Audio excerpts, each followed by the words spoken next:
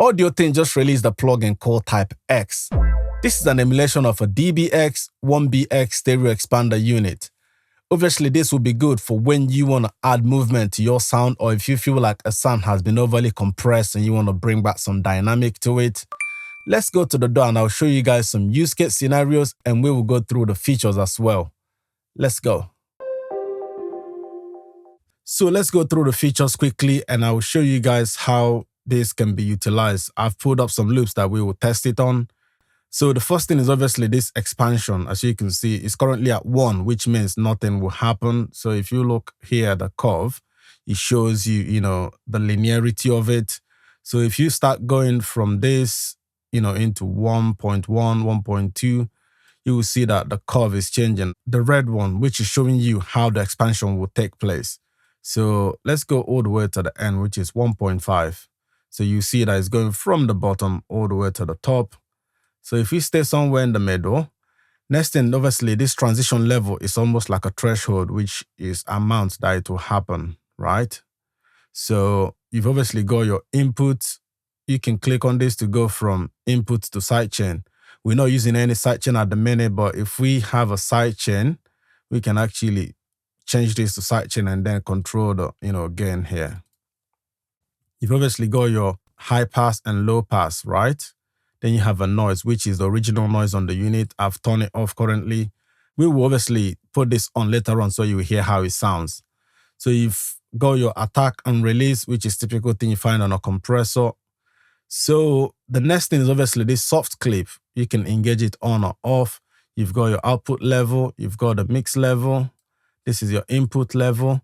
Then if you click on here, you can actually engage oversampling, up to times 16. And you can resize the GUI. This is the window size.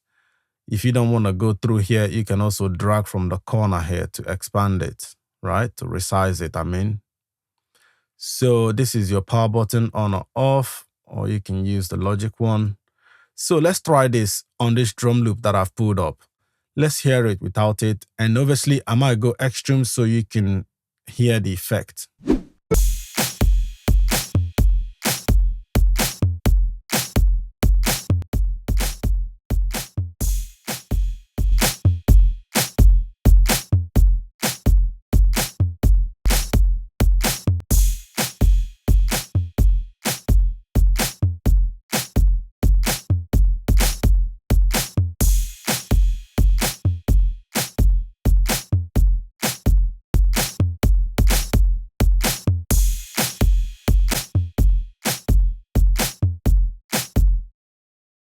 As you will notice with this on, it's a bit pumpy, there's more movement to it. So in order to actually use this creatively, what you can do is lower the expansion that is happening to minimum, and then maybe even use the mix knob to lower it furthermore so that it's almost felt than heard. Bruh.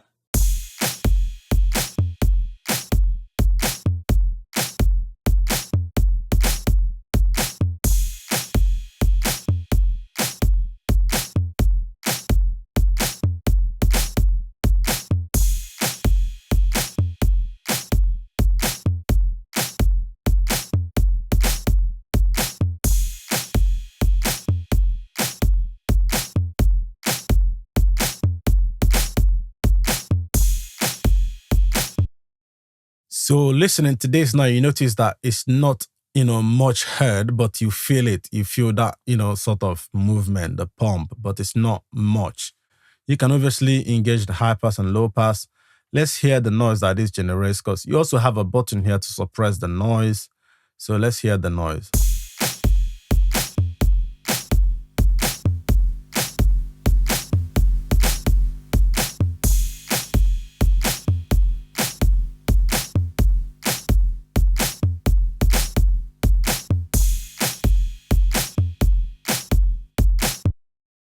But we don't really need it, except you obviously want to add some, the 70s and 80s vibe. Then you can engage this because it's almost like a hum or hiss noise.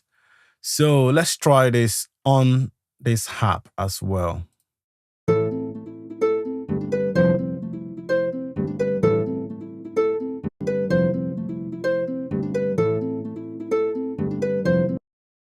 So once I turn that off, you see how flat the harp sounded, because, something like this needs some kind of movement. So this can obviously be used to create such movement as well, dynamically, because it's expanding it, increasing and decreasing. Because going to the yellow side is decreased, the red side is increased.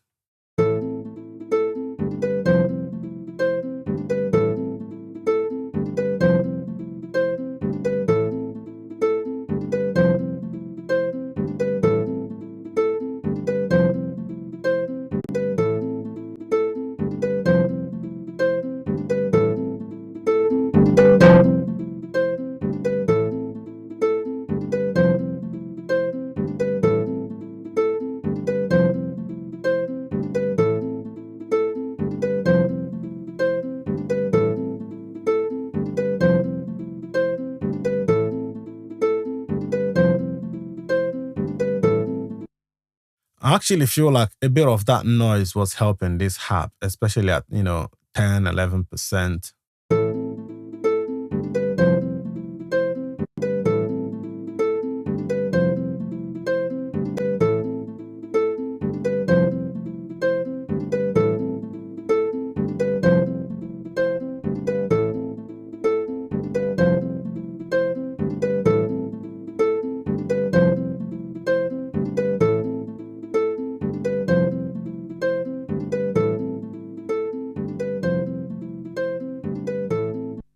As you can see, once we get to 1, there's no expansion, happening, because that is almost like unity, which means you are flat, nothing should happen.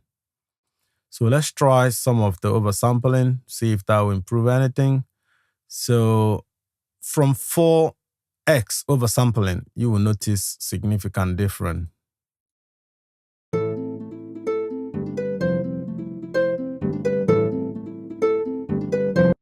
I actually feel like that would be more beneficial on the drums, because there is where you hear it more.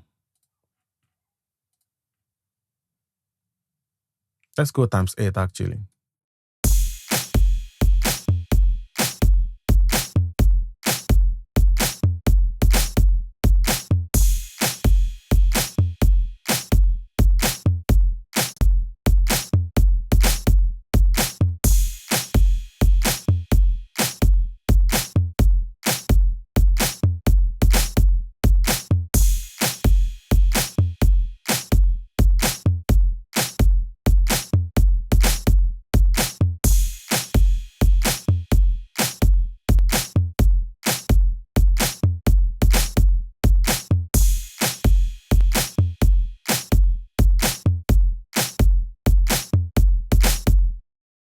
I'm not sure, obviously, if you heard oversampling when we kicked it in, but what I noticed is once we go up to 8 oversampling, that kick drum actually sounded more alive. So it's not pushed too forward.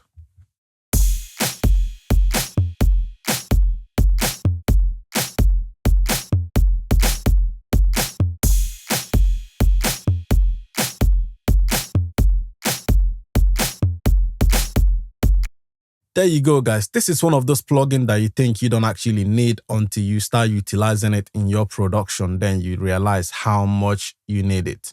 So say, for instance, you get a vocal that's been overly compressed during tracking stage. You can actually use this to restore some dynamic, by that little decrease and increase movement that will add some dynamic and life to it. The same with, snares, drums, especially when you get sample packs that's been overly compressed when they were being produced. You can also use this. As you can see in this case where the beat, we were able to use this to add some sort of life and rhythm to it. So I hope this is helpful, guys. Go ahead and check it out.